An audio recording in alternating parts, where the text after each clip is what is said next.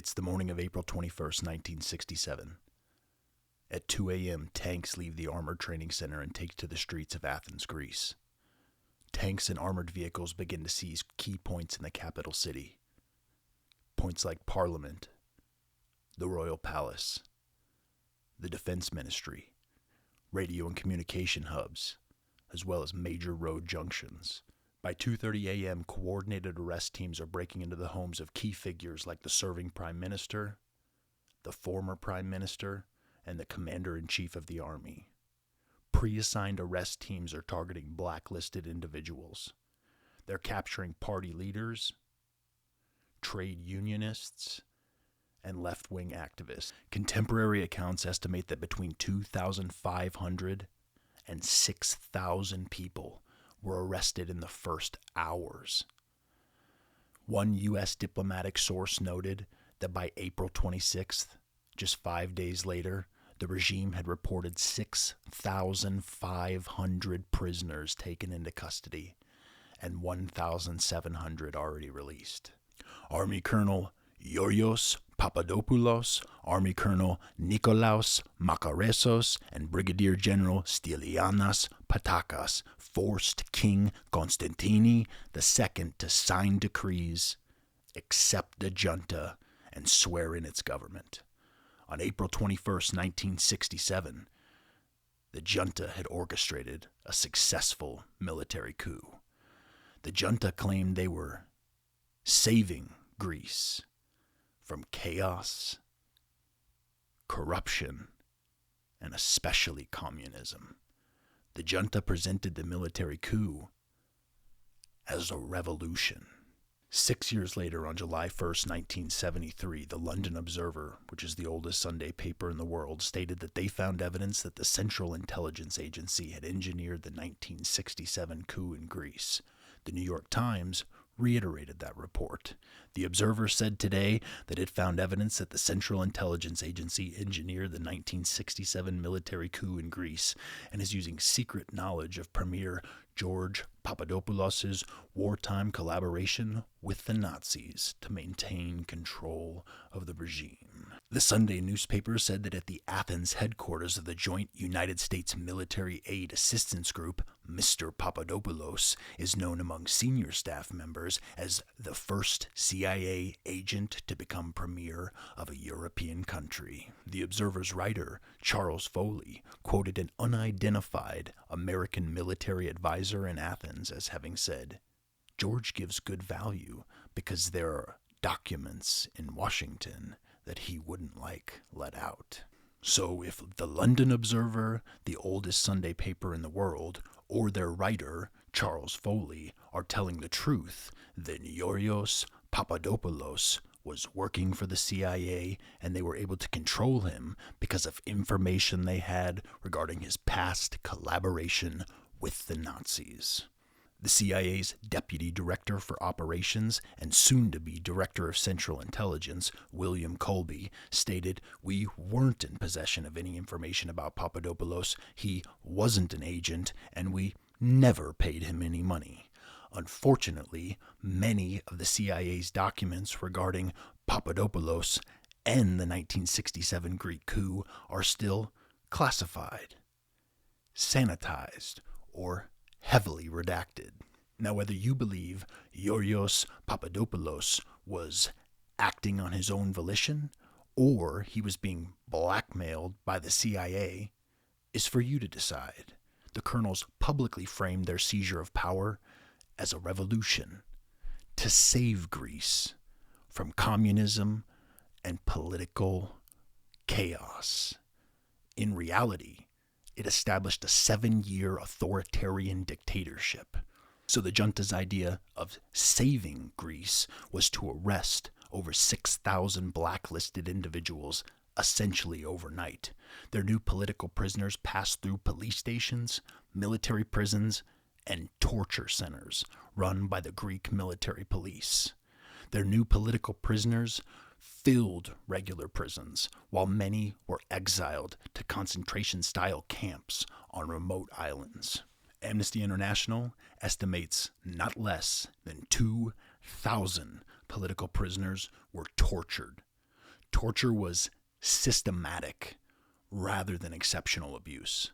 So the junta's idea of a revolution was beating the soles of their prisoners' feet for prolonged periods of time, severely clubbing their prisoners with sticks while they were restrained, and forcing them to stand motionless on one foot for days with the denial of sleep, food, and water. So the junta believed that a strong national government could restore order by abusing the genitals of political prisoners, by applying electric current to sensitive parts of their bodies, and by deliberate publicizing of their torture to intimidate those with dissenting opinions. So the junta denounced political corruption, and their idea to restore morality was to send thousands of political prisoners to concentration-style prison islands like the camp on Yaros. Yaros was a barren, waterless rock where political prisoners were forced to live in tents or crude barracks, often building their own prison infrastructure under forced labor in brutal heat and wind. The camp on Yaros is often referred to as the Greek Gulag. The junta tried to deny that political prisoners were being held on Yaros, so German reporters from the magazine Stern flew over the island, photographed the camp, and exposed the regime's lies, promoting an international outcry. Repeated criticism from organizations like the Red Cross and pressure in European forums over the camp's conditions helped push Greece towards suspension and eventual withdrawal from the Council of Europe over human rights abuses. So the junta's idea to restore stability in Greece was to install martial law, ban political parties, and censor the media. Using the specter of impending unrest, the junta launched a moral and cultural purification campaign to restore national ideals, discipline the youth, and combat Western decadence. They instituted mandatory church attendance, banned miniskirts on girls, and no longer allowed long hair on boys. By November 14, 1973, students at the National Technical University of Athens, or the Polytechnic, had begun an occupation. They were protesting military interference in universities, conscription of dissidents, and the lack of any true democracy.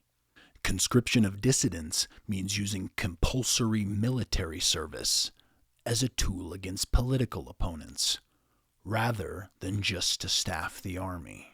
The students of Athens Polytechnic set up an improvised radio station inside the campus. They broadcasted appeals to the people to rise up against the dictatorship. Their broadcasts drew thousands of workers and ordinary Athenians to the surrounding streets. Between November 14th and November 16th of 1973, tens of thousands of demonstrators filled the campus and nearby avenues. Barricades were created, and clashes with police intensified across central Athens. Early in the morning on November 17, 1973, the junta sent tanks and troops to Athens Polytechnic. An AMX-30 tank famously crashed through the main gate. Troops stormed the campus. Protesters were beaten and arrested as they tried to escape. The exact numbers are still debated, but it's clear dozens of people were killed in and around Athens Polytechnic during the uprising. Many more were injured and detained during the horrific event. The Athens Polytechnic uprising had shattered the junta's claim to popular acceptance. It accelerated internal splits inside the regime and is widely seen as the key step on the path to the dictator's collapse in 1974. Every year on November 17th, the uprising is commemorated in Greece as a symbol of resistance to authoritarianism. Brigadier General Dimitrios Ioannidis was head of the Greek military police, known as the ESA. Ioannidis had been ESA chief since 1967, and he had built a 20,000-person strong force that was notorious for brutally hunting down and torturing political dissidents. Ioannidis saw the uprising as a pretext to impose pure authoritarianism. Just 8 days after the Athens Polytechnic uprising on November 25th of 1973, Ioannidis used loyal ESA units to surround Papadopoulos' seaside villa, arrest him, and force his resignation as president and prime minister. Dimitrios Ioannidis became known as the Invisible Dictator. On July 15, 1974, Dimitrios Ioannidis ordered Greek officers in the Cypriot National Guard to overthrow the president of Cyprus. The Cyprus coup gave Turkey the legal pretext for military intervention, and they invaded Cyprus 5 days later. Turkey's invasion of Cyprus unfolded in 2 phases, the first on July 20th and the second on August 14th. Turkish forces took control of the northern third of the island. Estimates vary, but commonly cited figures put the death toll over 3,000 people, many of whom were innocent civilians. Certain accounts cite over 1,600 people missing, with many of the missing later being confirmed dead. Both Greek and Turkish Cypriots were ordered to move across the new dividing line. Displacements ranged between 160,000 to 200,000 people. There are numerous documented cases of horrible abuse that occurred during the fighting and displacement. The crisis brought Greece and Turkey to the brink of war and permanently divided the island. Cyprus remains effectively partitioned to this day, with a UN-patrolled buffer zone known as the Green Line. The shock of the failed Cyprus disaster finally helped bring down the Greek junta. The Cyprus coup and the responding Turkish invasion exposed the junta's military weakness and their diplomatic isolation. On July 23, 1974, Ioannidis and the remaining junta leaders resigned en masse under intense pressure. Ioannidis, Papadopoulos, Makarezos, and Pattakos were all immediately sentenced to death by firing squad for high treason. Fortunately, they all had their sentences commuted to life in prison in 1975. Ioannidis died in custody in 2010 at Athens Hospital at the age of 87 after being transferred from prison with lung and breathing problems. Pattakos served 17 years. He was freed for health reasons and briefly placed on house arrest. He lived out the rest of his days as a free man. He died in 2016 at the age of 103. Pattakos was the last surviving junta leader. Makarezos served 15 years in prison and was released in 1990 due to poor health. He lived out his final years in Athens and died of natural causes at the age of 90 in 2009. Papadopoulos served in prison until 1990 when he was briefly paroled. Papadopoulos' parole was highly controversial. It faced public protests from across the political spectrum. A planned amnesty was canceled amidst intense pressure. Papadopoulos refused later parole offers that required him to simply admit guilt or to apologize for the junta. Georgios Papadopoulos remained incarcerated until his death in 1999. During the 1967 coup by the Greek junta, Georgios Papadopoulos said, and I quote, We are before a sick man whom we have on the operating table, and if the surgeon does not fasten him to the table during the operation, there is the possibility that he could lead him to death. The restrictions imposed by the government are only the bindings fastening the patient to the operating table.